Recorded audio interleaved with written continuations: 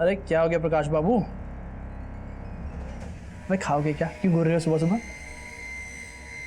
ये फाइल क्यों नहीं कंप्लीट की? नहीं की तो तुम कर दो ना यार। देखो अगर मैं कंप्लीट करूंगा तो तुम कोई ना कोई कमी तो निकालोगे। क्यों अपने वक्त को बर्बाद करूं? एक काम करो, तुम कंप्लीट कर लो, सारा काम मन के मुताबिक हो जाएगा। हाँ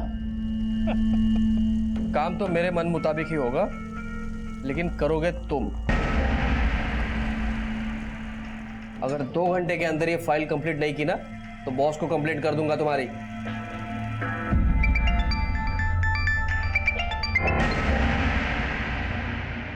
हेलो। हेलो प्रकाश जी, आज आप अपना टिफिन ले जाना भूल गए। देखो माधुरी, मैं तुमसे बात करने के मूड में नहीं हूँ, बाद में फोन करता हूँ।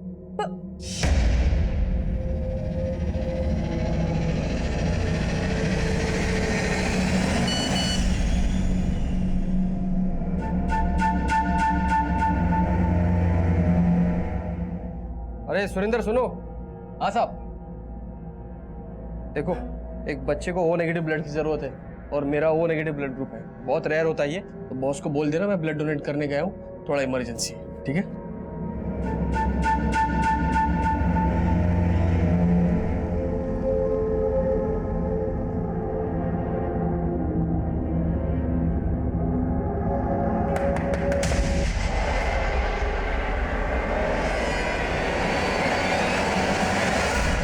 आप मोहन सैनी की बेटी और बहू हैं? जी हाँ। क्यों, क्या बात है? आपके फादर को हमने अरेस्ट किया है। आपके पड़ोसियों ने आरोप लगाया कि आपके ससुर ने आपके साथ जबरदस्ती की है। क्या? देखिए, घबराने की कोई बात नहीं, जो भी सच है आप हमें बताइए। नहीं सर, ऐसा कुछ नहीं है सर। लगता है हमारे पड़ोसियों ने आपसे झूठ बोला है सर। क्या बोला आप लोगों ने इनसे? चली जाइए यहां से। सर, सर सच में ऐसा कुछ नहीं है, प्लीज उन्हें छोड़ दीजिए। आप बोलिए ना कुछ। जी हाँ सर, वो वीना सही बोल रही है। ठीक है।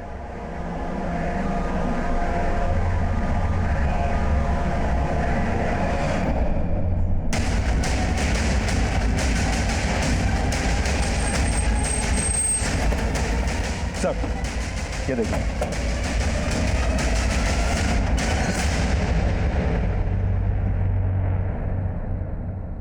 सर, सुबह एक दूध वाले ने इसकी लाश देखी तो कंट्रोल रूम में फोन किया, और ये देखिए, लाश के पास सिर्फ एक बाइक मिली है, इसका मोबाइल, पर्स सब गायब है। एंगल लूट का नहीं लगता। अगर मामला लूट का होता तो वो बाइक लेकर भी जाते। इसकी पहचान पता करो, और देखो बाइक किस एड्रेस पे रजिस्टर्ड है। Okay sir.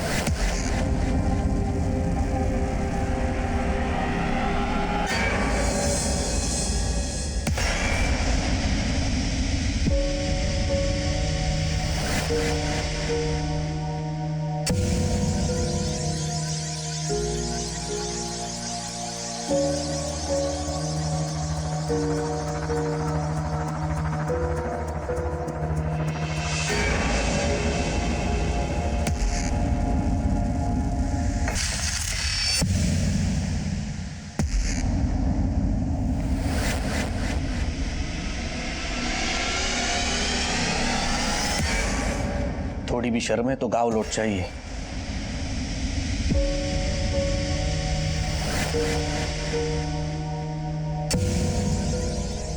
साहब, हमें ये आदमी अपने मोहल्ले में नहीं चाहिए, अंदर करिए इसको।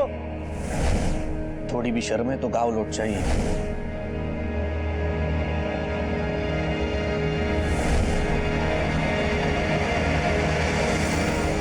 Police control room.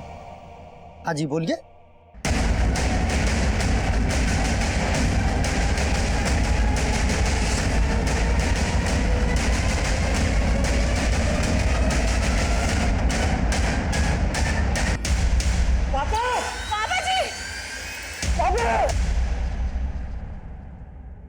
Sir, Prakash ji कल सुबह ऑफिस के लिए निकल गए थे।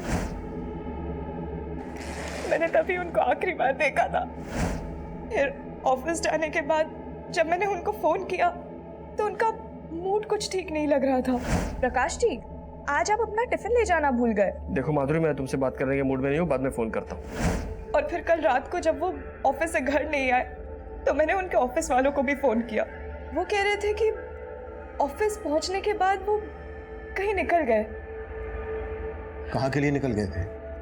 सर, वो तो बोल रहे थे कि वो ब्लड डोनेट करने गए थे, पर मुझे उन पे भरोसा नहीं हो रहा है। वो कुछ ना कुछ तो छुपा रहे हैं।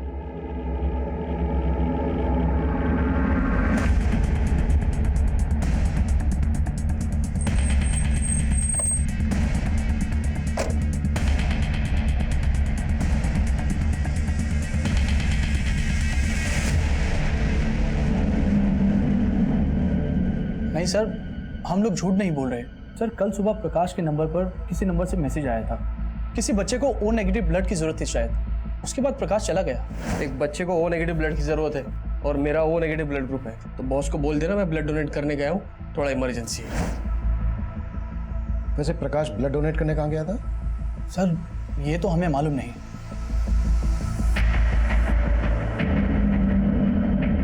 अगर प्रकाश वाकई में ब्लड डोनेट करने गया था तो हो सकता है ब्लड डोनेशन का फेक मैसेज भेजकर उसे किसी ने धोला को अपलाया हो और उसका मर्डर कर दिया। चेक करो, कल सोशल मीडिया पर ऐसा कोई मैसेज वायरल हुआ है क्या जिसमें ओ नेगेटिव ब्लड की मांग की गई हो? प्रकाश और उसकी वाइफ के कॉल रिकॉर्ड्स भी निकलवाओ। उसके ऑफिस, अड़ोस पड़ोस में सब जगह पूछताछ करो। प्रकाश से जुड़ी हर बात हमें मालूम होनी चाहिए। सर,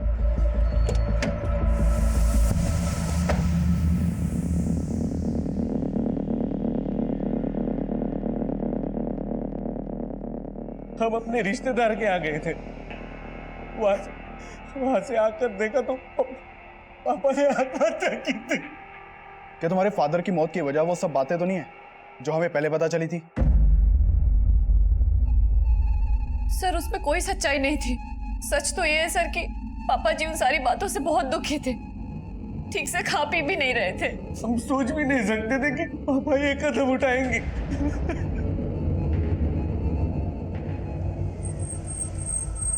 साहब, वैसे तो प्रकाश जी बहुत अच्छे आदमी थे, लेकिन ऑफिस में उनका सिर्फ एक ही इंसान के साथ पंगा था। किसकी बात कर रहे हो तुम? सर, पूर्णिमा मैडम। प्रकाश, ये कुछ एंट्रीज मुझे ठीक नहीं लग रही।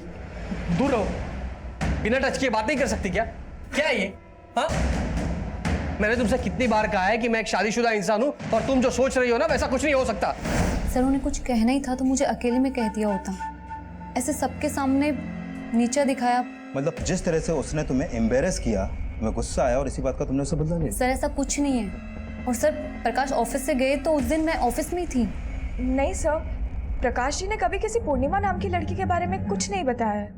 खैर, हम पूर्णिमा और प्रकाश के बाकी ऑफिस वालों के बारे में पता कर रहे हैं। लेकिन माधुरी जी, ये भी तो हो सकता है कि प्रकाश की उसी की रिश्तेदारी में या फिर आस पड़ोस में किसी से कोई अनबन हो। सर, एक बात है, 2 दिन पहले इनके यहाँ एक लड़की रहा करती थी। कौन लड़की?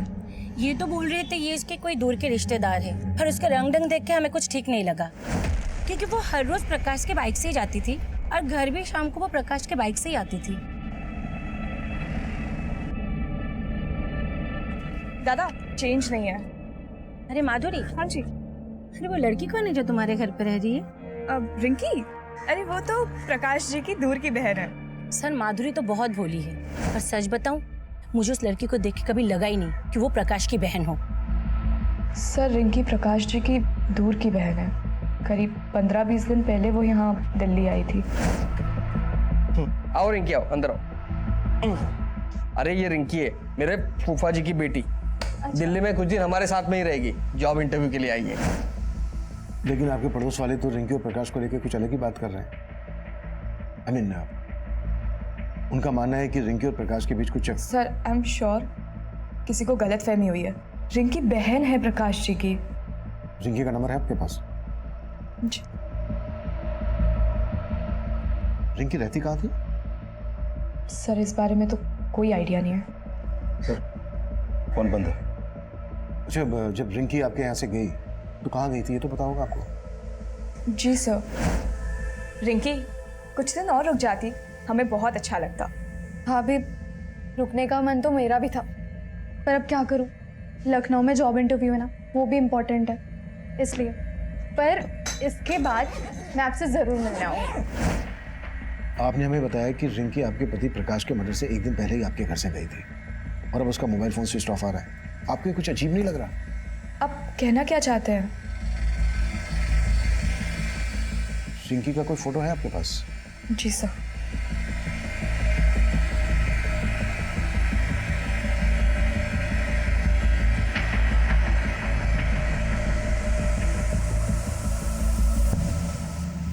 रिंकी के कॉल रिकॉर्ड्स और एक्टिविटीज पता करो। प्रकाश के कत्ल से एक दिन पहले रिंकी का प्रकाश के घर से जाना और अब रिंकी का मोबाइल फोन स्विच ऑफ आना, ये कुछ ठीक नहीं लग रहा है।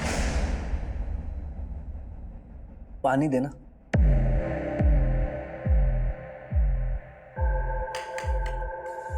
अब तो पुलिस ने भी मान लिया कि पापा जी ने सुसाइड की थी, लेकिन उन्हें ये नहीं मालूम कि उन्हें मजबूर किया गया था। लेकिन सच तो तुम भी जानते हो, और मैं भी।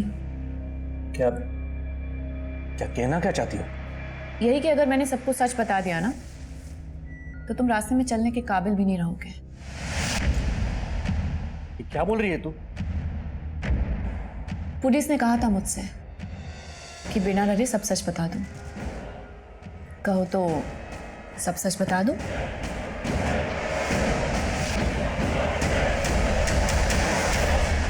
पानी दो मुझे।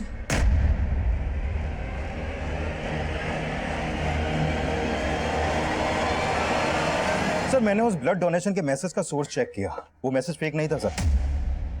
सर, गोविंदपुरा में एक हॉस्पिटल है जहां वाकई में एक बच्चे को ओ नेगेटिव ब्लड की जरूरत थी, और मैंने कंफर्म किया कि प्रकाश ने अपना ब्लड वहां पे डोनेट किया था। सर, प्रकाश के बारे में अभी तक जो भी सामने आया उससे ये तो साफ है कि प्रकाश काफी हेल्पफुल इंसान था। प्रकाश कितना हेल्पफुल आदमी था ये तो हमें रिंकी ही बता सकती है। रिंकी की कोई इंफॉर्मेशन?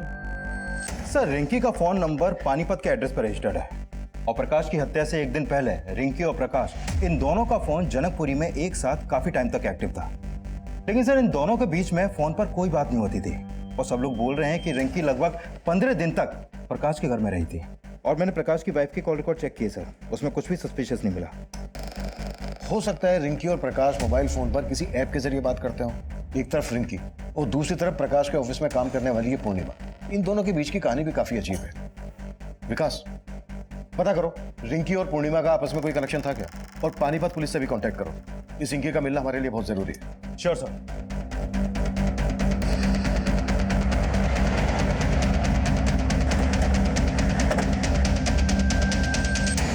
ये लड़की दिल्ली में थी? तुम जानते हो इसे? जी सर, इसका नाम रिंकी है। तकरीबन 15 दिन पहले इसके फादर ने यहाँ मिसिंग कंप्लेंट दर्ज कराई थी, और फिर 2 दिन पहले रिंकी की लाश हमें मिली।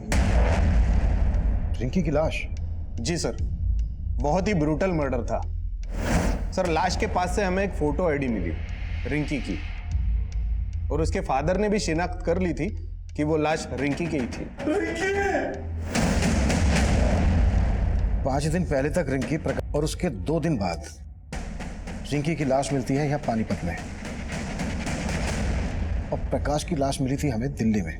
लेकिन सर, हमारे इन्वेस्टिगेशन में प्रकाश नाम के किसी आदमी की जानकारी हमें नहीं मिली। लेकिन प्रकाश ने अपनी वाइफ को बताया था कि रिंकी उसकी दूर की बहन है। वेल, हमें रिंकी के फादर से मिलना है, शायद वो प्रकाश के बारे में जानते हो। सर,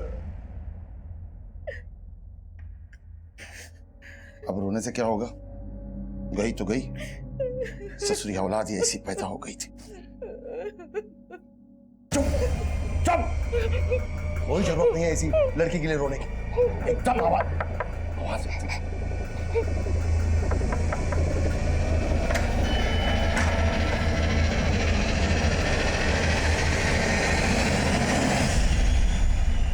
नहीं साहब, मैं किसी प्रकाश वरकाश को नहीं जानता, और दिल्ली में मेरा कोई रिश्तेदार भी नहीं। लेकिन रिंकी दिल्ली में इसी प्रकाश के साथ रह रही थी। कहीं रिंकी और प्रकाश का कोई चक्कर वक्कर तो नहीं था? ऐसा क्यों कह रहे हैं आप? क्यों मेरी मरी हुई बेटी को बदनाम कर रहे हैं? देखिए, हमारा इरादा किसी को बदनाम करने का नहीं है, हम हमारा काम कर रहे हैं। दिल्ली में प्रकाश का मर्डर हो गया है। रिंकी दिल्ली गई थी तो क्यों गई थी, और वो प्रकाश के मर्डर के तुरंत बाद पानीपत में आई। तो पानीपत में रिंकी का मर्डर किसने किया होगा? मेरी भी समझ में कुछ नहीं आ रहा है और मैं किसी प्रकाश को नहीं जानता।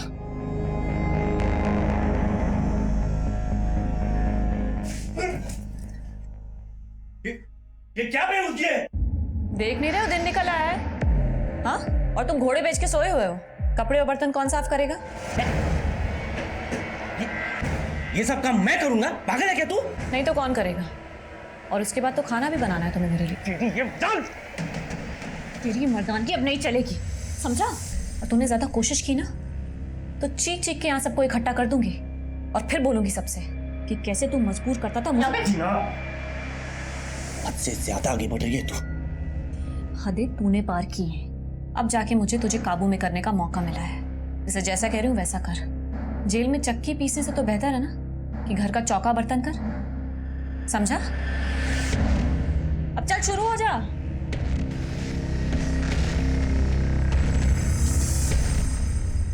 सर, ये प्रकाश की पोस्टमार्टम रिपोर्ट। सर, प्रकाश की मौत से पहले उसको काफी पीटा गया था। और सर, पानीपत पुलिस से रिंकी की पोस्टमार्टम रिपोर्ट के बारे में ही पता चला है। सर, रिंकी की बॉडी पर भी काफी एक्सटर्नल इंजरी के मार्क्स मिले हैं और मारने से पहले उसके साथ रेप भी किया गया था।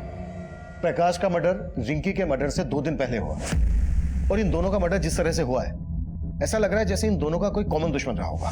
सर, रिंकी को लेकर प्रकाश ने अपनी वाइफ से झूठ बोला था।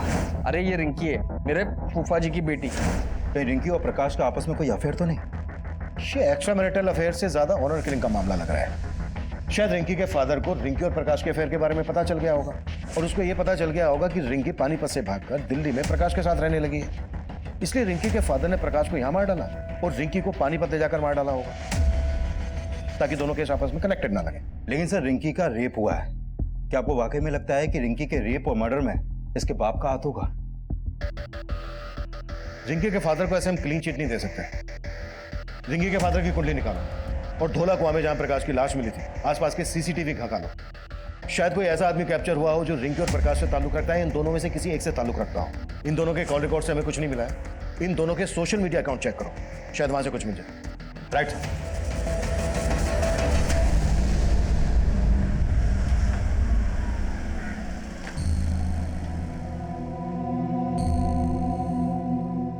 इस बार पैसों का इंतजाम हो जाएगा ना? हो जाएगा भाई, टेंशन क्यों ले रहा है? टेंशन तो होगी, पुलिस दोबारा इस केस में कूद पड़ी। सर, मैंने रिंकी और प्रकाश इन दोनों का सोशल मीडिया अकाउंट चेक किया। सर, ये रिंकी और प्रकाश सोशल मीडिया पर भी एक दूसरे के टच में नहीं थे। लेकिन सर, प्रकाश के सोशल मीडिया अकाउंट में उसी के ऑफिस में काम करने वाले पूर्णिमा के काफी मैसेज मिले हैं। ये देखिए सर। इस पूर्णिमा के अगेंस्ट कुछ मिला? नहीं सर, फिलहाल पूर्णिमा के खिलाफ तो कुछ नहीं मिला है। लेकिन सर, रिंकी के सोशल मीडिया अकाउंट में एक रोहन नाम के लड़के का अकाउंट भी मिला है। ये देखिए सर, ये रोहन और रिंकी के बीच में जिस तरह की चैटिंग होती थी उसे लगता है कि इन दोनों का आपस में अफेयर था। काफी इंटीमेट बातें होती थी सर। ये देखिए। कि रोहन रहता कहाँ है? रोहन कहाँ जा रहा है? मम्मी 4 बज रहे, कहाँ जाऊंगा मैं? ट्यूशन जा रहा हूँ। अच्छा ठीक है, पर घर जल्दी आ जाना। आजकल रोज ही घर देर से आता है तू। मम्मी एग्जाम चल रहे हैं, चल एक्स्ट्रा क्लासेस लेते हैं। ठीक है, मैं आ जाऊंगा जल्दी। क्लासेस बाद में जाना, पहले हमें कुछ सवालों के जवाब देना है। क्या हुआ सर? क्या किया मेरे बेटे ने? हमें आपके बेटे से कुछ बातें करनी है, अकेले में। हाँ सर, रिंकी मेरी दोस्त है, लेकिन सर हमारा ब्रेकअप हो गया था। ब्रेकअप क्यों हुआ था? सर ये हमारा पर्सनल मैटर है, आप ये क्यों पूछ रहे हैं सर? वो इसलिए क्योंकि रिंकी का मर्डर हो गया है। क्या सर? सर रिंकी का मर्डर? हाँ मर्डर, और मर्डर सिर्फ रिंकी का ही नहीं हुआ है बल्कि प्रकाश नाम के इस आदमी का भी मर्डर हुआ है और दिल्ली में रिंकी इसी आदमी के साथ रह रही थी। अब तो ये बोल, तेरा रिंकी और प्रकाश के मर्डर से क्या लेना देना है? सर मेरा सर किसी से कोई लेना देना नहीं है। और सर ये प्रकाश मैं सर किसी को नहीं जानता। पिछले 6 महीने से रिंकी से तू सोशल मीडिया अकाउंट पर टच में था। तुम दोनों की चैट हिस्ट्री है हमारे पास, दिखाऊं? रिंकी पानीपत से दिल्ली तेरे कहने पर आई और तुम दोनों के कॉल रिकॉर्ड के हिसाब से तेरा और रिंकी का मोबाइल फोन दिल्ली में कई जगह पर एक साथ एक्टिव था। क्या छिपा रहा है हमसे? सर मैं कुछ नहीं छिपा रहा, लेकिन सर हाँ मैं रिंकी से प्यार करता था और सर जब वो दिल्ली आई थी तो मुझसे मिल भी रही थी। रिंकी यार मैंने सोचा भी नहीं था कि तुम मुझसे मिलने ऐसे दिल्ली आ जाओगी। रोहन, मैं दिल्ली में सेटल होना चाहती हूँ, इसलिए मैं जॉब ढूंढ रही हूँ। क्या तुम मेरी थोड़ी मदद करोगे? ऑफ कोर्स यार, मैं तुम्हारे लिए जॉब ढूंढ देता हूँ। Thank you. अब ना मैं ट्रैवलिंग करके बहुत थक गई हूँ, तो तुम्हारे घर चले? मेरे घर? रिंकी, मैं तुमको अपने घर नहीं ले आ सकता। असल इसी बात से नाराज होकर उसने बोलचाल बंद कर दी। डीएनए करवा उसका, और जब तक डीएनए रिपोर्ट नहीं आ जाती है हमसे बिना पूछे शहर से बाहर नहीं जाएगा।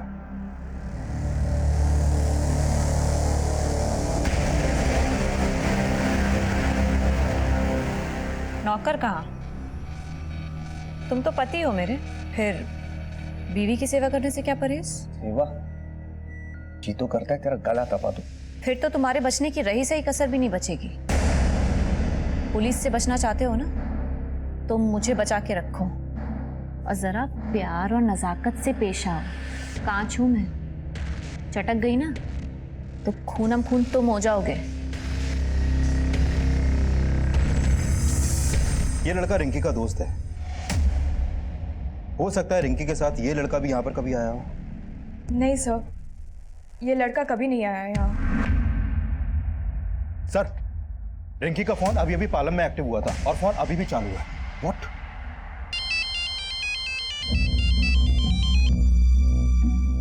हेलो। हेलो, कौन बोल रहा है? आपने फोन किया है? आप कौन? मैं राजापुर पुलिस स्टेशन से इंस्पेक्टर अभिमन्यु जिंदल बोल रहा हूँ।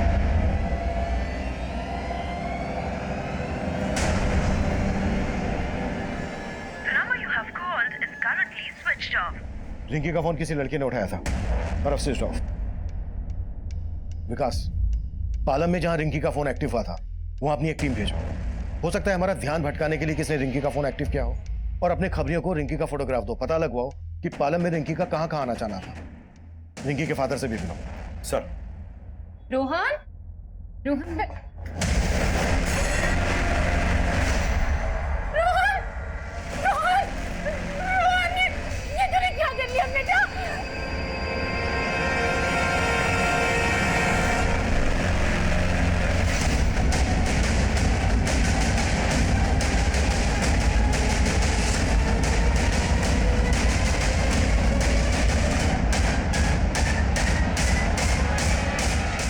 कविता,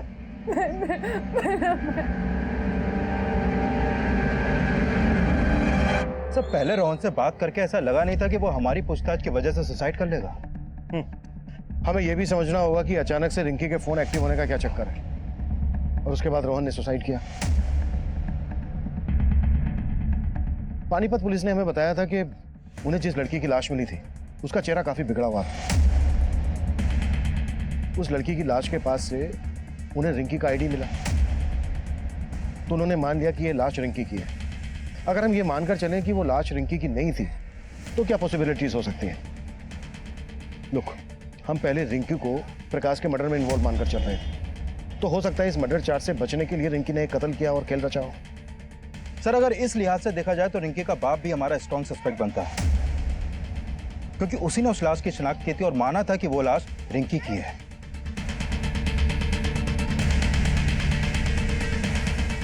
अगर रिंकी जिंदा थी तो फिर वो लड़की कौन थी जिसे रिंकी मानकर रिंकी के घर वालों ने उसका अंतिम संस्कार कर दिया था? तब हमारे पास डीएनए करके ये जानने की गुंजाइश नहीं थी कि वो लाश रिंकी की ही थी या रिंकी की हत्या हुई थी। वहीं सर्कमस्टेंशियल एविडेंस ये साफ कर रहे थे कि रोहन ने आत्महत्या ही की थी। लेकिन रोहन के दिमाग में क्या चल रहा था? उसके आत्महत्या करने की असल वजह क्या थी? ये तब हमारी कुछ समझ में नहीं आ रहा था। पर हमारे लिए ये जानना बेहद जरूरी था कि रिंकी के नंबर पर जिस औरत से मेरी बात हुई थी वो वाकई में रिंकी थी या कोई और। हमने अपना खबरी नेटवर्क फैला दिया था। रिंकी से जुड़े सवालों का जल्द से जल्द हल ढूंढने की हम कोशिश में जुट गए थे।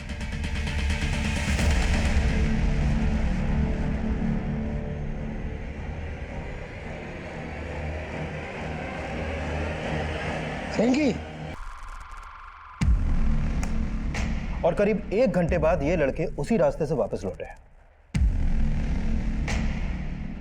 तो मैंने रोहन की माँ को इन लड़कों का फोटो दिखाया था। उन्होंने कहा कि ये लड़के रोहन के कॉलेज के हैं। मिहिर और मानव से बात करनी पड़ेगी। बाकी तीसरे के बारे में दोनों बताएं। सर, मुन्ना खबरी का फोन आया था, वो आपसे मिलना चाहता है। उसे रिंकी के बारे में कुछ इन्फॉर्मेशन देनी है।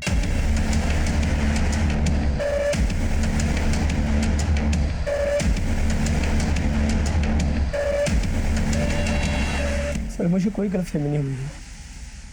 वो लड़की यही थी सर, रिंकी। रिंकी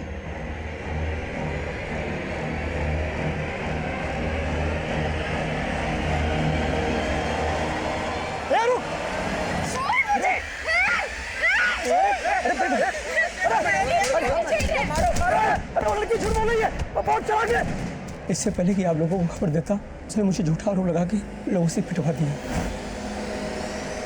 ये बहुत बड़ा गेम लगता है विकास। रिंकी वाकई में जिंदा है, लेकिन सवाल ये है कि वो लाश किस लड़की की थी जिसकी रिंकी के फादर गणपत ने रिंकी के नाम से शनाख्त की थी।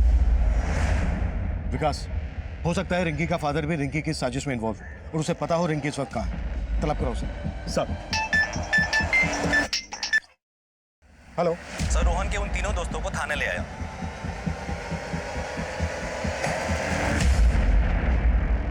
सर कोई मुंह नहीं खोल रहा है, बोल रहे हैं ना ये रिंकी को जानते हैं ना प्रकाश को। हम सही में नहीं जानते, हमने कुछ नहीं किया। हम नहीं जानते प्रकाश और रिंकी कौन है। जहां प्रकाश की लाश मिली थी उसी एरिया में तुम तीनों को रोहन के साथ देखा गया था।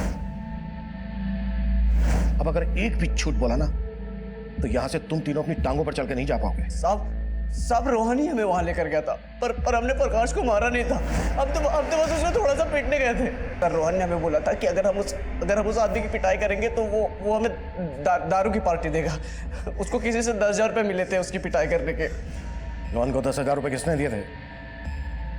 किसने दिए थे? ये तो हमें नहीं मालूम साहब, रोहन ही जानता था। रोहन अब रहा नहीं, तो ये मत सोचना कि तुम तीनों बच जाओगे।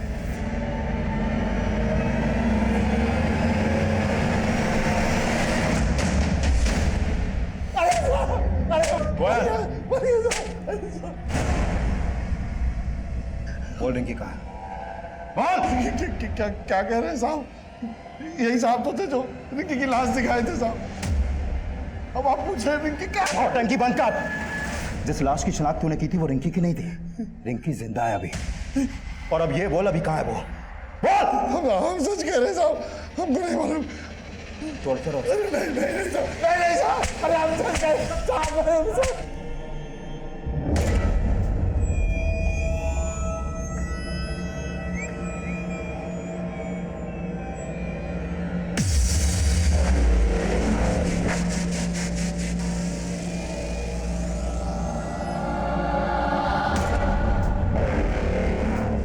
हम तब ये मानकर चल रहे थे कि जिस लड़की की लाश की शिनाख्त रिंकी मानकर की गई थी उसकी हत्या में रिंकी और रिंकी के साथ रोहन भी इन्वॉल्व होगा, क्योंकि उस लड़की का रेप भी हुआ था। लेकिन उस लड़की की बॉडी पर मिले डीएनए रोहन के डीएनए से मैच नहीं हुए थे और रोहन के दोस्त भी यही कबूल कर रहे थे कि उन्होंने प्रकाश को सिर्फ पीटा था। फिर रोहन ने क्यों और किस डर से सुसाइड किया, इसकी असल वजह अब भी रहस्य बनी हुई थी और जल्द ही हमारे सामने एक नई जानकारी आई।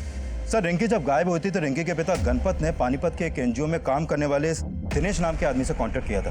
सर, इस दिनेश के पॉलिटिकल कनेक्शन काफी अच्छे हैं। इसने पानीपत के एमएलए से मिलकर पुलिस पर रिंकी को ढूंढने का दबाव डाला था और फिर रिंकी की लाश मिलने के बाद इसने गणपत को मुआवजा दिलाने के लिए एमएलए को अप्रोच भी किया और फिर एमएलए ने रिंकी का मुआवजा देने के लिए प्रपोजल फाइल भी कर दिया था, लेकिन वो अभी भी अंडर प्रोसेस है।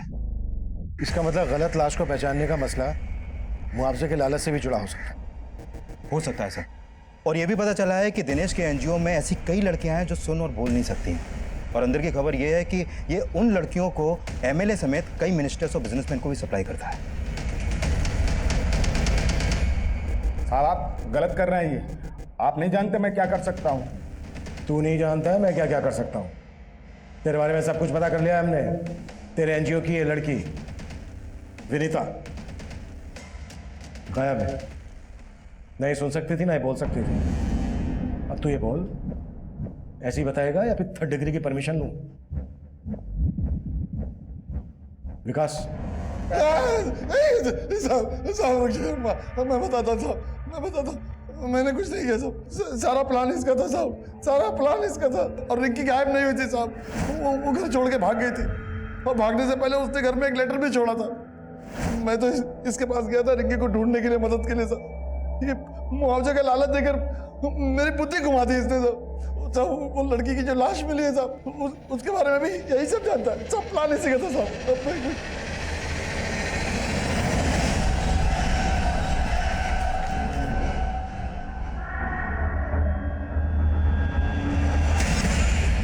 उसको मारकर मैंने उसका चेहरा बिगाड़ दिया, रिंकी की आईडी उसके पास रख दी। तब तक गणपत ने उसकी शिनाख्त कर ली साहब। मैंने सोचा कि इसकी बेटी के लिए सरकार से कुछ मुआवजा दिला देंगे और आधा आधा बांट लेंगे, लेकिन साहब प्रकाश के मर्डर से हमारा कोई लेना देना नहीं है साहब। अब ये बोलो रिंकी कहाँ है? मुझे नहीं मालूम साहब, मुझे नहीं मालूम।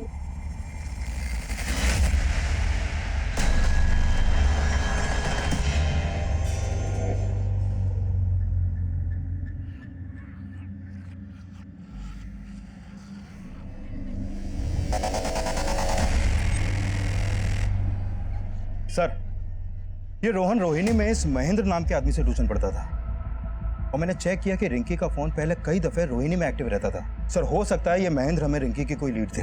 इसे थाने बुला लिया सर मैंने। सर, रोहन ने अपने दोस्तों के साथ क्या किया ये तो मैं नहीं जानता, पर हाँ सर, रोहन रिंकी से सच में बहुत प्यार करता था।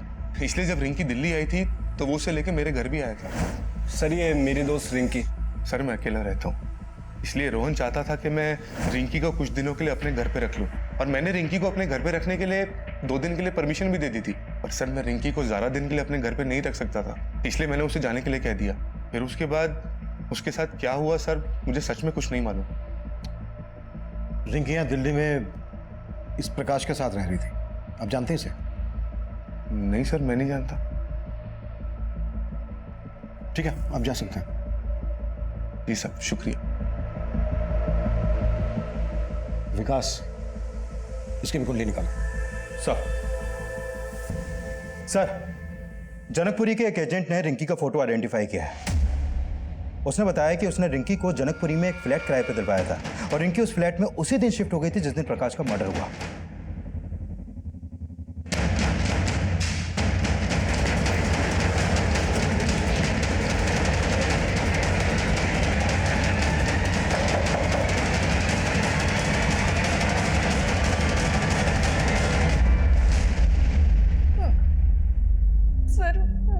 प्रकाश जी को नहीं मारा। तो अब तक सामने क्यों नहीं आई थी? सर, मैं अपने पापा से तंग आ गई थी, इसलिए घर से भाग के दिल्ली चली आई। और फिर मुझे मालूम पड़ा कि मेरे पापा ने दूसरी लड़की को मेरी लाश मानकर उसका अंतिम संस्कार कर दिया था। सर, मैं बहुत डर गई थी, इसलिए छिपी हुई थी। छिपी इसलिए थी क्योंकि तुम प्रकाश के मर्डर में इन्वॉल्व हो। अब सच सच बोलना, तुम्हारे और प्रकाश के बीच क्या रिश्ता था? सर, जैसा आप सोच रहे वैसा बिल्कुल नहीं है सर, बल्कि प्रकाश जी ने तो मुझे अपने घर में रहने की जगह दी थी। उनकी वाइफ और उनके साथ मैं घुल मिल गई थी, लेकिन मुझे क्या पता था कि सिचुएशन इतनी वियर्ड हो जाएगी। अरे माधुरी, तौलिए ना माधुरी।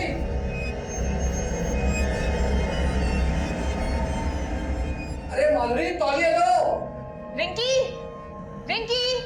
हाँ, देखना प्रकाश जी क्या मांग रहे हैं। मेरे हाथ में आटा लगा हुआ है। अरे माधुरी, तौलिए लो। हाँ।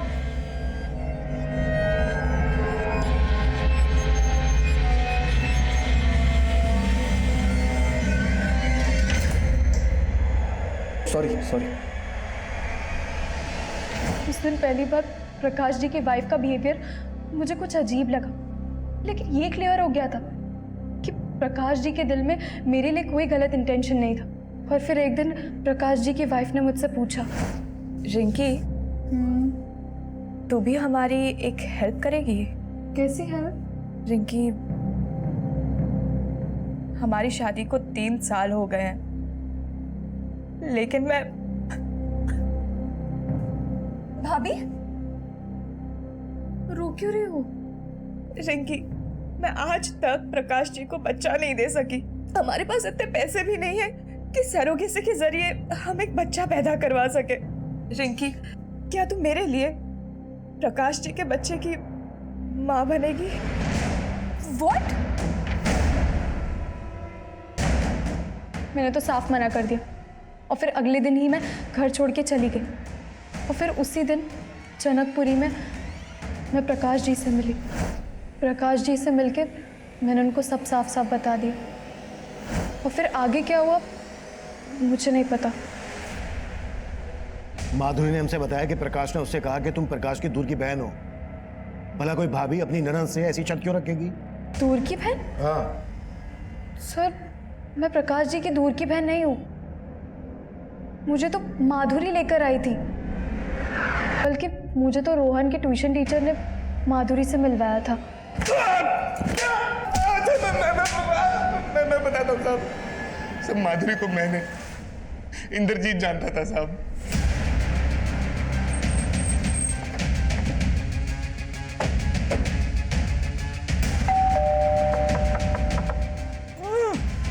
एक मिनट, अंदर से कुछ आवाज आ रही है।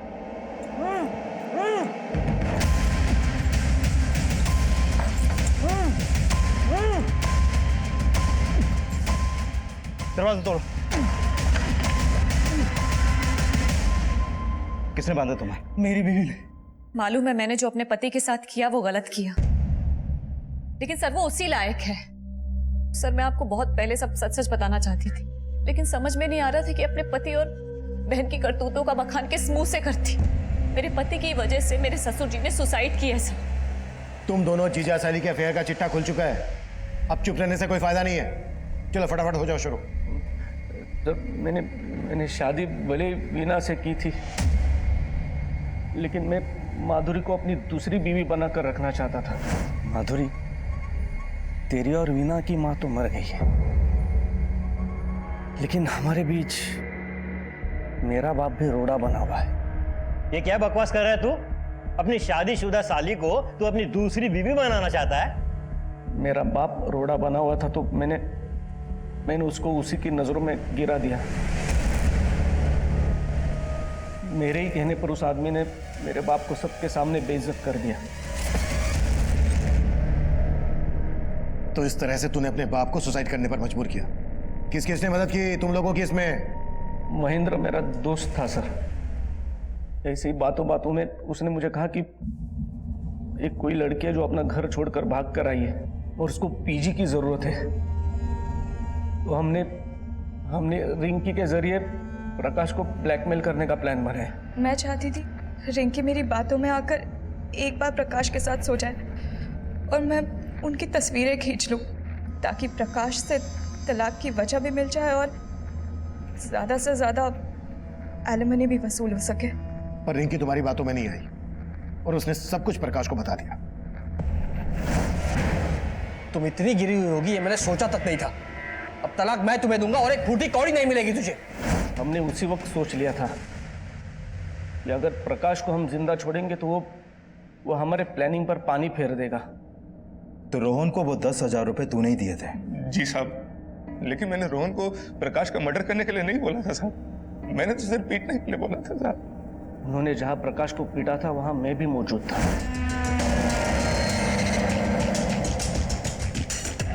प्रकाश की मौत के बाद जब आपने रोहन से पूछताछ की तो वो डर गया था साहब, और जब वो मुझसे मिला तो मैंने उसको और डरा दिया था साहब। देखो रोहन, मैं तो मानता हूँ कि तुमने और तुम्हारे दोस्त ने मिलकर प्रकाश को सिर्फ पीटा था, लेकिन पुलिस इस बात पर यकीन नहीं करने वाली। और सबसे जरूरी बात यह है कि अब तो उन्हें रिंकी की लाश भी मिल गई है। अगर तुमने मेरा नाम लिया ना, मैं तो सिर्फ कुछ ही दिनों के लिए अंदर जाने वाला हूँ, मुझे थोड़ी सी सजा होगी, लेकिन तुम पे 2-2 मर्डर केसेस लगेंगे, फांसी हो जाएगी तुम्हें। तेरी इसी ओछी हरकत की वजह से रोहन ने अपनी जान दे दी। तुमने सिर्फ प्रकाश को नहीं मारा है, बल्कि रोहन और तुम्हारे बाप मोहन की मौत के जिम्मेदार भी तुम लोग ही हो। मन तो कर।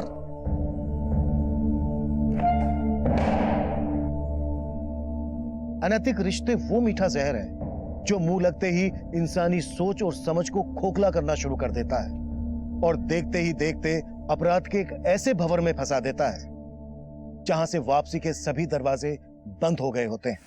इंद्रजीत और माधुरी भी इसी राह पर थे और वो पूरी जिंदगी सलाखों के पीछे यही सोचकर पछताएंगे। उनका एक गलत कदम उन्हें कभी सलाखों से बाहर नहीं निकाल पाएगा। अब मैं सीनियर इंस्पेक्टर अभिमन्यु जिंदल आप लोगों से विदा लेता हूं। आपसे फिर मुलाकात होगी एक नए केस के साथ। देखते रहिए क्राइम पेट्रोल 10 तक। मकसद बताना नहीं, बचाना है।